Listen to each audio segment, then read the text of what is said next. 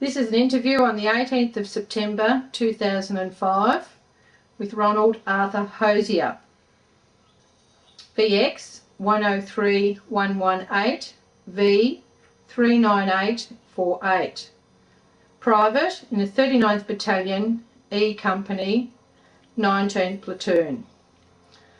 First of all, how did you get the name Doc? Because I wore glasses. Then somebody in the 39th picked it up. I think it was Norm Whitehead and Dave McCullough, who were both gone. And they give me the same name. Thought you looked like a doctor. Now there was a comic strip in the paper. I forget the name, but now Doc something. I said, you look like it. They were stuck with me, but the battalion's the only one that knows. How did you first of all join the army? A lot of my schoolmates joined the 46th Battalion, A Company, at Whippenlee. I said, well, I'm joining too. I was only 17. You were 17? Yeah. How did you come to join up at 17? There was 3 of us went through that night, I remember. And I was first to go before the doc. The others earwigged the door and heard what date I gave at their birthday. You wouldn't credit it. When they went in, they give this, I earwigged and then they give the same date. One was Billy Peters and, what's the other one? He had a scrap iron business. Ray Sailor. I don't know what happened to Billy Peters, but at one of the reunions I met Ray Sailor. He had a scrap iron business. He'd retired from it. Where were you camped with the 46th Battalion? The first one was at Mornington. The second one was at Nagambie Road. The third one was at Travel. Then we went from Travel up to Banagilla. And what platoon were you in? What training did you do? I was with A Company originally in the 46th. Then when the 3-month wonders came in, they transferred, to make room, they transferred me to the machine gun company. I went up to Banagilla in the machine gun company. And the 46th Battalion was a militia battalion? Yeah. So you had 3 months in training and then 3 months out? I forget how long I was in there. Yeah. And how did you come to join the 39th Battalion? Notice board put up the notice board at Banagilla. Volunteers wanted to form the 39th Battalion. My father wouldn't let me join the AIF. I thought there's my chance to get out of Australia. Once I get out of Australia, he's got no say. So I put my name down. They tried to stop me. They offered me 1 stripe. I told them I was going to become a battalion runner. They know what they can do with their stripe, I'm going. So I left there, went down to Darley on my birthday, landed there on my birthday, the 10th of October 1941. And how old were you then? 20 the day I went into Darley. Did any of your mates go with you from the 46th to the 39th? No, I was the only one that I know. There was quite a few of us came down on the train. Judy Garland was in charge of us. What do you remember about the camp at Darley? Very tight camp. It was an AIF camp. We were the only militia battalion there. They wouldn't allow us to go into the canteen to get a beer. For the night time, we used to fix bonus and jam it up against the doors to stop them from coming in. So you were camped in a separate area to the AIF? Yeah. But we still got our beer. Some of the boys used to go into town with a sugar bag, bring it back in bottles. What do you remember about your training at Darley?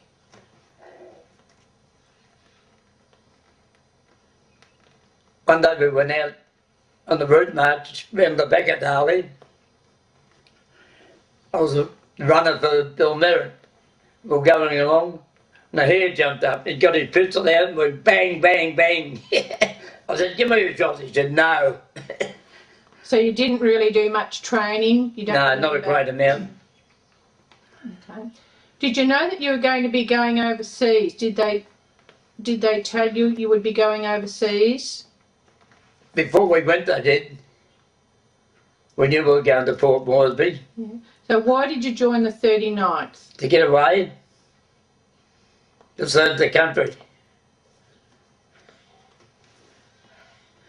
Do you remember a street parade in Melbourne before you left? Yes, I certainly do. As we were going down past Peter's Ice Cream, the girls came out and started to kiss the boys. You would have enjoyed that. Yeah. And you remember the train trip to Sydney? Yeah. We did Bacchus Marsh. Then we went through North Melbourne. It was late in the afternoon, though. It took that long to get through the rail works. And we didn't land in Sydney till about 8 o'clock the next morning. What was the feeling like amongst the boys? One of exhilaration that we're getting away. We knew in our own heart Australia could be in trouble.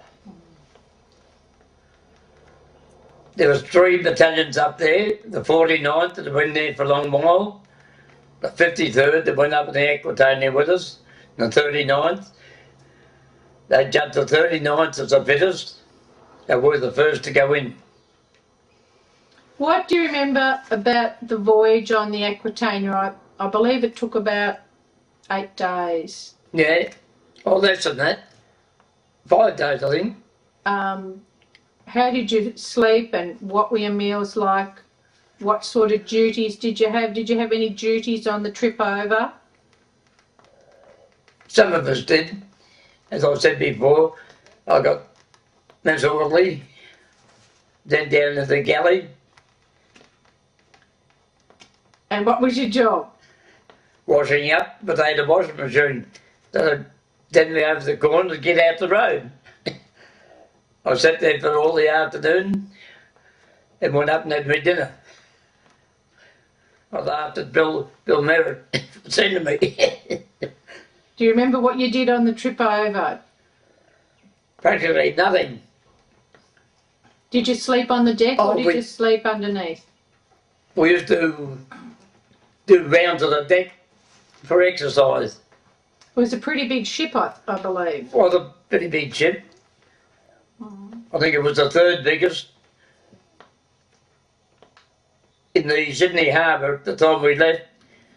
There was the 3 biggest ships, the Queen Mary, Queen Elizabeth and the Aquitania. And at that time we had the heaviest guarded convoy that left Australia, so they told us. Before the Aquitania left Sydney, I believe there was one of the 39th signal boys. Tell me about that. Kenrich was our gunner's signaller, and he was signalling to somebody on shore and they were signalling back to him. How was he signalling with? With flags. He nearly got arrested. They took him and questioned him. And they did a message ashore, and I think they arrested the person that was signalling. I thought they might have been enemy. When you arrived at Port Moresby, what do you remember about arriving and how you were unloaded off the ships? When we arrived at Port Moresby, they gave us 10 rounds of ammunition Some of them went off on the New Zealand sloop Achilles. The rest of us went ashore in small boats. We went out about either 4 or 5 miles. They camped us down and said, that's where you're staying tonight. And what was there? I didn't stay tonight, I went to the Port Moresby for a beer. A couple of us went. How did you manage that? We walked all the way back. We were fit at the time. Went in, had a few booze, and we came back. On the right-hand side, there's a bit of a fence off, but we went through it, and we seen it later, mine's laid here. We walked right through it. Nothing happened. What do you remember about your camp in those early days? Were you camped at the 7 Mile? No, we were about 4 mile early. And was that just your Then platoon? we went to the 7 Mile, where we set up machine gun positions. And you're in machine gun company at that time? Yeah, we dug pits there. And we were doing cover for the Jap fighters coming in. The first Jap fighter, I can guarantee this, we shot him down. Others claim credit, especially headquarter company. But they never had a gun there. It was our guns that got him. Ted Money, Ted Money went out. And what's his name? Skipper Kelly. Ted Money got the Jap pilot out of the plane, brought him back. Skipper Kelly tried to take him off him, pulled rank because he was the captain. Ted Money said, no, he's my prisoner. So you actually took him prisoner? Yeah. Who was your sergeant at the time? Russ Rosenblum. And what was he like? Very good. And what about your lieutenant? The best. What was his name? Don Simonson. And we had one of the officers that came from the 2nd 14th. He finished up my platoon commander, Hugh Dalby from South Australia. A great bloke. I had my little haversack with all my shaving gear in it. He said, you don't need that. He got it and threw it into the jungle. I could have shot him there and then. I never had any mess gear. I had to eat out of a jam tin or something. When I came back after having malaria, I never shaved for weeks and weeks. Had my first shave and got sunburned. So you're a pretty close-knit group? Yeah, we were. Still are. Who were a couple of your best mates? Did you share a tent? Yeah, some of my best mates were Lenny Suckling, Norm Downey, Billy Sitch, Norm Whitehead and Dave McCullough.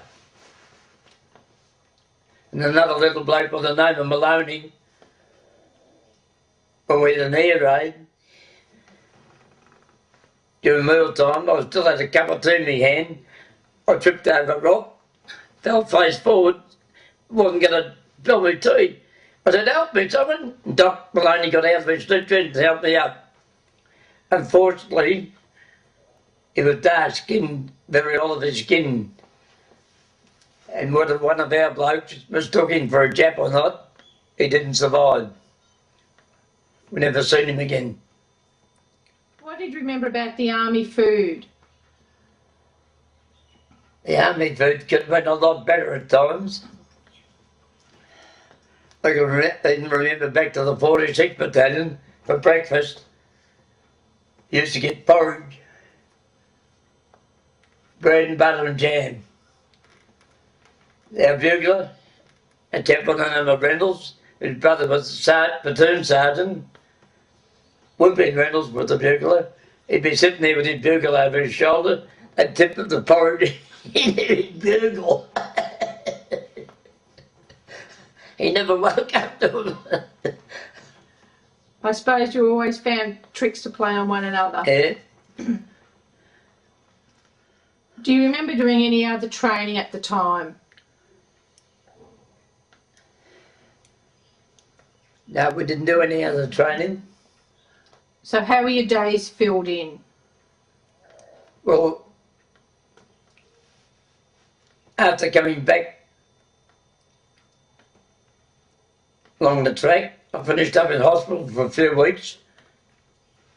While I was there, with a makeshift hospital, I was sleeping on the ground. One night, a lamp went out and the sergeant went down to fill it up. He filled it up with petrol instead of kerosene, and it went boom. Sick as we were, we took off. took hours to get us back again. When the bombing raid started about March, how did that affect? I was in the hospital when the first raid was on. I got out, I was recuperating, I got out into a soup trench. There was a little snowy-haired bloke in a trench with me. I said to him, "Oh, no, you. I played football against you with the juniors." He came from South Oakley, or East Melbourne rather. I can't think of his name. But we done our first air raid together. We shook hands, we got out of it. At a later raid, when I got back, we were at the drone. I was with headquarters. After the raid, I picked up a big piece of shrapnel from a bomb. It had Australian markings on it. Bombs that they captured in Rabaul. They threw them back at us by a Big Iron Bob, who sold scrap iron to Japan. Big Iron Bob, who was that? Big Iron Bob Was that Bob Menzies, Yep. who couldn't stand the heat in the kitchen. He handed everything over to Labor. They were in the red. John Curtin got them out the red, and there was a big article, full page, the greatest Prime Minister Australia's ever known, John Curtin. I say so. Did you remember when the Kitty Hawks arrived? Yeah, never forget it. What was that like? Some said that they come down the strip. They didn't. They came from over the harbour and across the strip. We got the order, enemy aircraft. We started firing. John Barrow got up, he's dancing up and down. I'll never forget him. Stop firing, they're ours. The next morning, we got called out on parade. He got a message from the commander of the Kitty Hawks. Great shooting. Hope you can do the same to the enemy. There's only one aircraft available. That went up that afternoon and shot down the Jap reconnaissance plane. Do you remember when the ship McDewey was bombed in the harbour? Yeah, when the McDewey was bombed, I was supposed to be on the list. I was just about to get on the truck, pull me off. He said, "I've got other duties for you." I was a lucky one. Some of my mates weren't so lucky. I believe one of your sergeants was killed on the McDewey. And our platoon commander, They were both. Ron Stewart, my platoon commander, and Ted Money, my company, or it was a platoon commander. Ron Sargent. Was it Ron Sargent? Ron Stewart was our sergeant, a great bloke.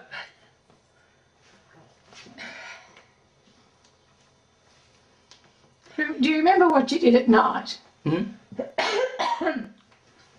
Do you remember what you did at night when you'd finished your working parties and that sort of thing?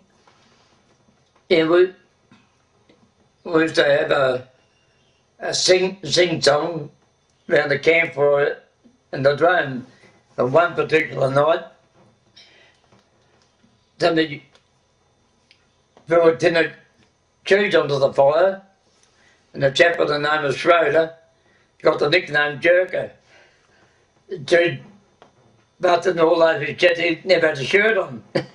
They called him Jerker Schroeder after that.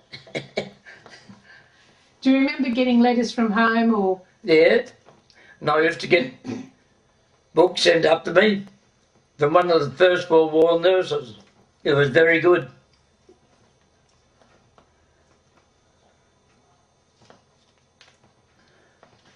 After some time, you probably heard that the Japanese were heading south.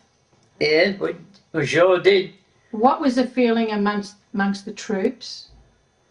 I think we reckon it was going to happen because we knew reported for them that we could have been next, which was right on the cards. The ones that did come, the 144 Château Regiment, they'd been right through all the campaigns. Had never been beaten until they met us. Who was your commander about this time? And tell us about how you got together and set off up the track. I set off up the track. I got taken out of the machine gun company and put into A company as a reinforcement. About 5 days out, I got group. I stayed there, they left me there. Next day, the machine gun company came along. I was better again. As soon as I seen my mates, I said to Captain Merritt, I'm coming back. He said, right, go to your section. Went back there. I was happy to be with my mates again. I wasn't happy with A company. I didn't know any of them. The boys all welcomed me back. What was Captain Merritt like? Oh, pretty strict at the time. But a good leader. A good leader. Fearless. I used to have a sign there, Merritt's Marauders. The early sign, when John Barrow was company commander with Barrow's Bashes. What do you remember about the jungle going up the track and over the Owen Stanleys? Very awesome. You're close to the jungle all the time. You hardly see the sunlight. The canopy of trees was practically right over the track, which was deep in mud. You had to slog your way through it. How did you sleep?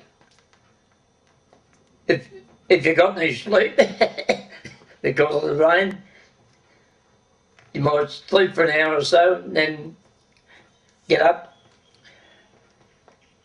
go and relieve yourself, and probably get some sleep again. It would have taken you about 8 days to walk up. Yeah. And join up with B Company, who had been in contact with the Japanese in the first conflict. Yeah, we joined up at Deniki. We took over then. Were the front line.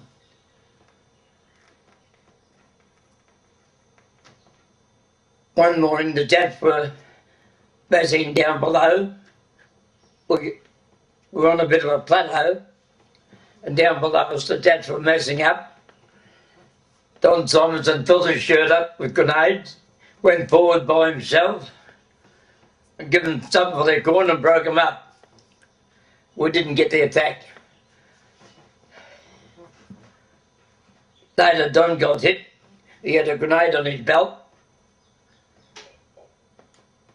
A shot hit it. Luckily, it blew out. He only got a couple of pieces of shrapnel in him. He should have got a VC.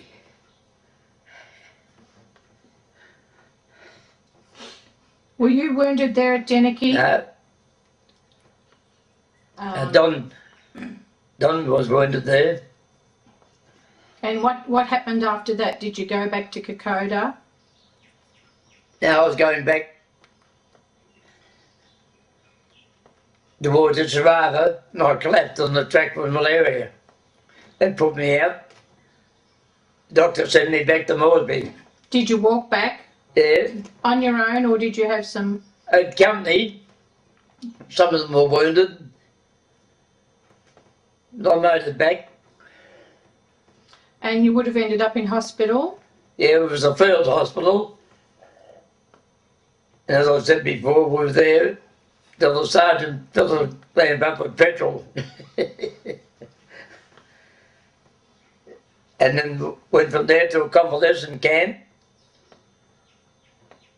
They told me to get there because I was going that day back to the 39th Battalion. Went to get my gear. Nothing. I had nothing left.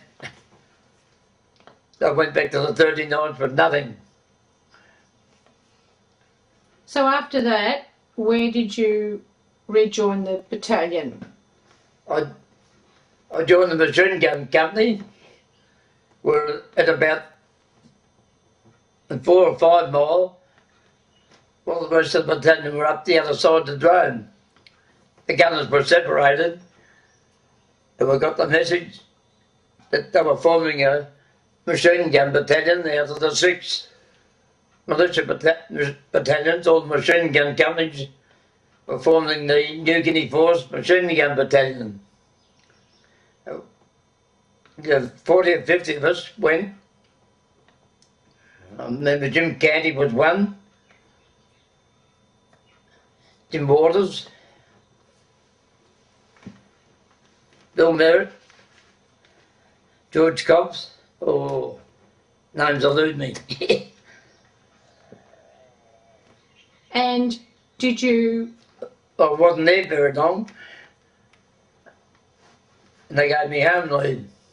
And the photo that I had at the colour patch, New Guinea Force Machine Gun Battalion, which was a square red and white one. I was the only one to wear it. While I was home, they changed it to a triangle, which the rest of the machine gun battalions had. So you came home on your first leave? Yeah, that was my second leave. The first leave I had was when we won the machine gun competition. Tell me about the machine gun, I'm just going back a bit here. Tell me about the machine gun competition in the early days at Port Moresby when you had to dig camouflage trenches. We were sent out to Bootless Bay to be the cover for the riflemen and to dig machine gun positions, which we did, and they told us they were coming down to inspect them, that the winner of the best camouflage machine gun bit would get a week's home leave to Melbourne. Fortunately, a lot of us were educated with bush knowledge. Major General Morris was standing on top of our machine gun bit. Bill Merritt said to him, "Do you know where you are, sir?" He said, "Yes." Bill Merritt said, "No, you don't." He said, "Why?" We could hear him. He said, "You're standing on top of a gun pit." He said, "You're joking." He said, "Come round here and I'll show you." We came round there. When he came round there, we laughed at him. And what happened to the section that won that competition? We came home in May, which was still winter time. They were playing, I remember they were still playing football. I met one of my old mates. We went up to Ormond to watch the Ormond football team play.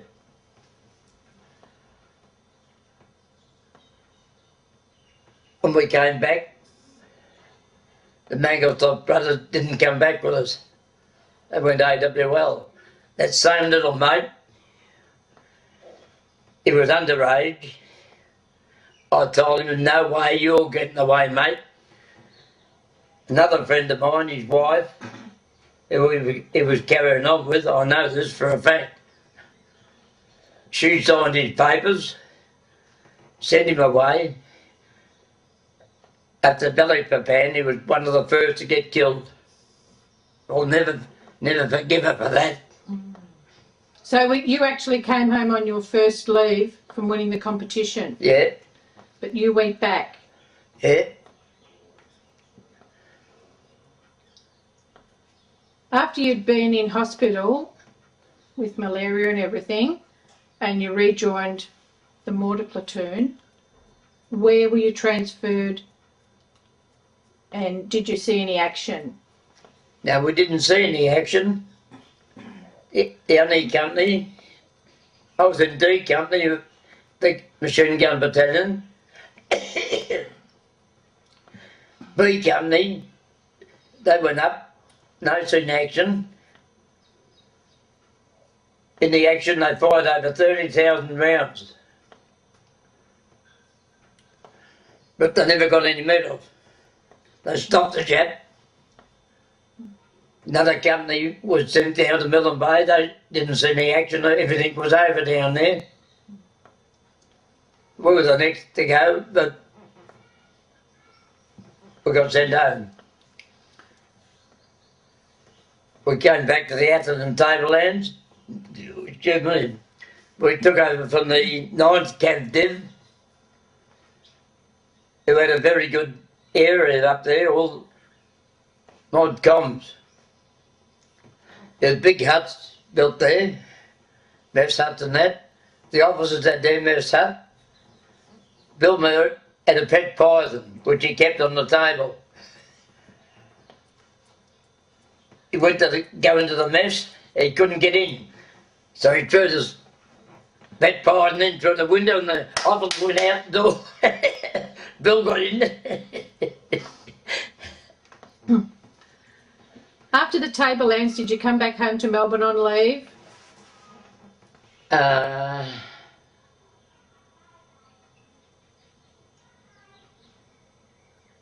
I think I did get leave from up there. And When I came back, we had a battalion parade. Lieutenant Colonel Farrell, a great bloke.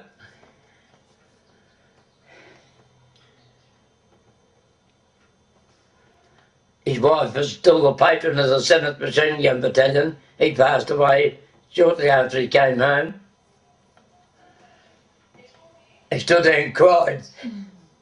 That's when the battalion was disbanded. Yeah. And no one really knows the reason to this day. Nobody knows the reason.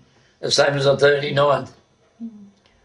What? The 39th Battalion should never have been disbanded. Where were you sent after that, after it was disbanded? 3 of us left. We went up to Trinity Beach and helped form the 2nd Beach Group. I wanted to go and visit one of my mates. I was in the 46th Battalion with the 2nd 28. Went up to the orderly room. I said to the sergeant major, can I have a leave pass to go and see my mate? He said, you don't need one. As I was going out, the staff sergeant was coming in with a mail. His brother was a CO. He seen me going out. He didn't ask why. He just let me go. When I came back, I was placed under arrest for being AWL. I said, what are you talking about? The sergeant major gave me permission. I said, call him in. I called the Sergeant Major in. I said, Sergeant Major, did you give me permission to leave the camp without a leave pass? He said no. So you're on charges? A week TV. Not me. Pictures every night. No feel like an old fool. I done my duty. I fronted up at 6 o'clock. After that, out. While we're there, we used to get, I trained the Navy football team. We had the Naval Commandos up there with us. At the Naval Commandos, the Bravos, and the headquarters of the 3rd Beach Group, 2nd Beach Group. I trained the Naval Commando football team. The only transport we had one night was a Jeep. I got the whole football team on a Jeep. We played a match, the furthest Australian rules played in Queensland, the other side of Mossman. We played the Provos and beat them. They put on a rugby league match. The crowd that was there went out and they didn't want to see that, they only wanted to see the Australian rules game. Were you sent overseas again? Yeah, they wanted to get rid of me, so they sent me up the road for a board because of my eyesight. I know what that was about. I was in charge of the Salvation Army out there, and the Padre came in and said, I'm having a church service here. I said, I'm sorry, but this is a Salvation Army hut. You're going to have to see Captain Cliff Radford that played with Collingwood. He said, I'm having a service here. I said, no, you're not. He went up to the office and told them. Next thing I know, they sent me up for a board because of my eyesight. They wanted to get rid of me. So what happened then? I got sent back to Trinity Beach, back to Brisbane, to Kedron Park, which is now a trotting track. Had the tram track out the front, you could go into Brisbane. I got word that my young sister was coming up. They wouldn't pay us. We had no money. I was lucky I borrowed a pound off of one of our sergeants. I went to town, met my sister. I couldn't stay in there because I couldn't afford to stay with her. I was seen her and had a few hours with her. And I had to get back to camp. Otherwise they would have booked me for being AWL again. Where the lieutenant, he got out of Singapore as a sergeant. They made him a lieutenant. We got orders, we're all B class. They sent us up to Morotai to a war area. Japs were at one end of the island, we were at the other. The second pioneers were on the perimeter, keeping the Japs back. What unit were you with then? 8th Hospital Laundry, attached to the 2nd 9th AGH. And where the Jap POW camp lit up all the time, of all places, the hospital grounds. The only air raid we got was right in front of our camp. No damage done. They had a concert there one night. Matron Sage was the matron in charge of the hospital. She's sitting in front of the officers, and of all things, they got one of the Japs out, the camp, with a double-handed sword between it round. Matron Sage was sitting there in horror.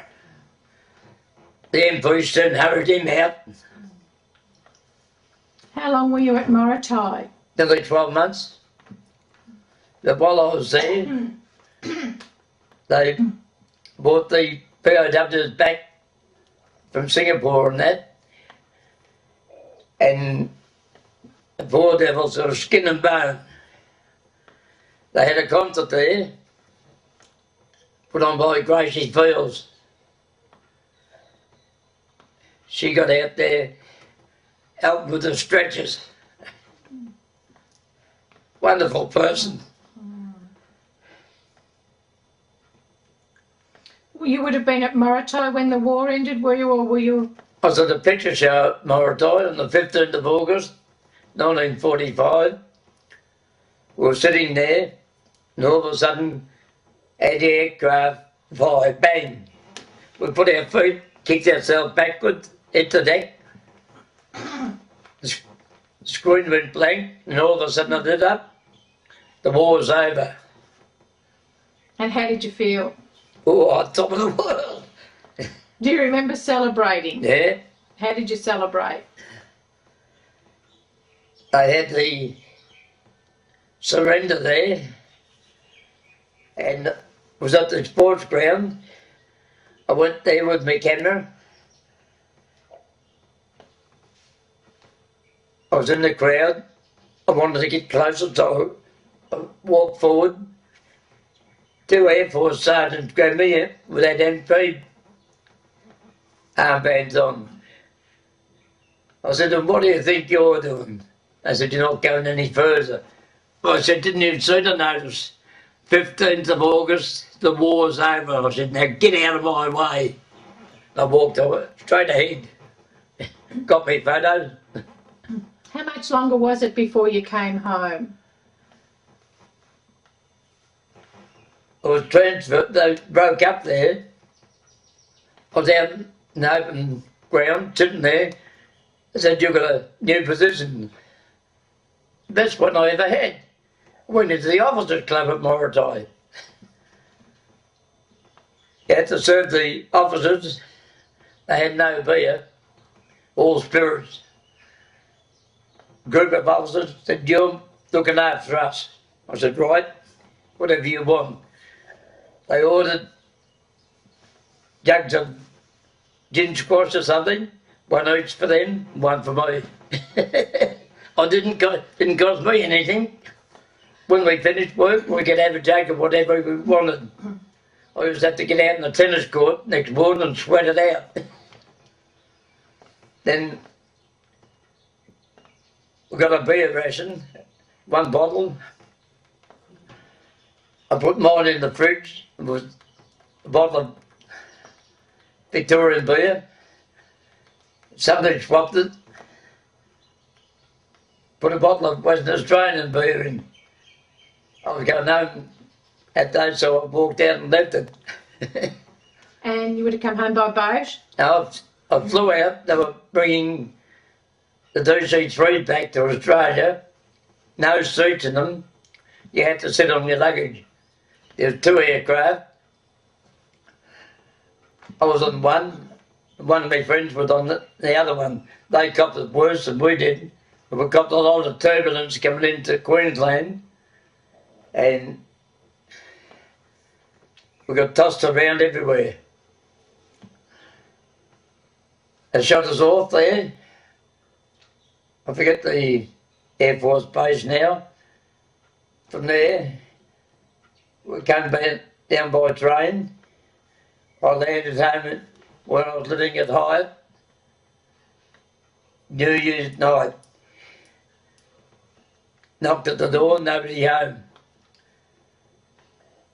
I tipped where they were, so I went up to the station and waited. I never had a key. Last train came in, my family, and one of my old friends got off the train. I'll never forget, we were right at the gate, we held everybody up. They couldn't get out because of the family. Would have been great. Yeah, it was great. Yeah. That was It was the end of the year. From then on, until I was discharged in March, I was home on leave. They paid me a 60 days leave that they owed me. And all the time I was home on leave, I got paid for that. I had to go out to Watsonia one day, hand in all my clothing and that. Then got discharged at Royal Park. That was on the discharge certificate.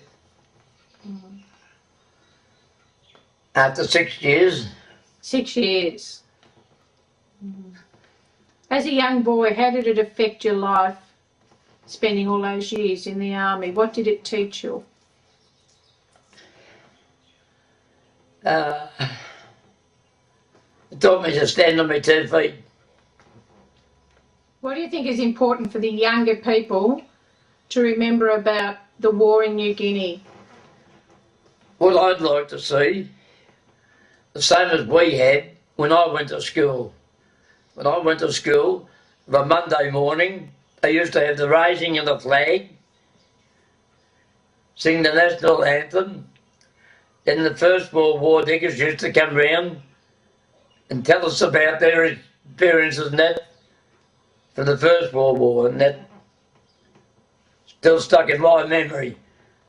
It should have been carried on, and the government now, because the children don't know what happened, they should get us to go round and tell us our experiences and all the others.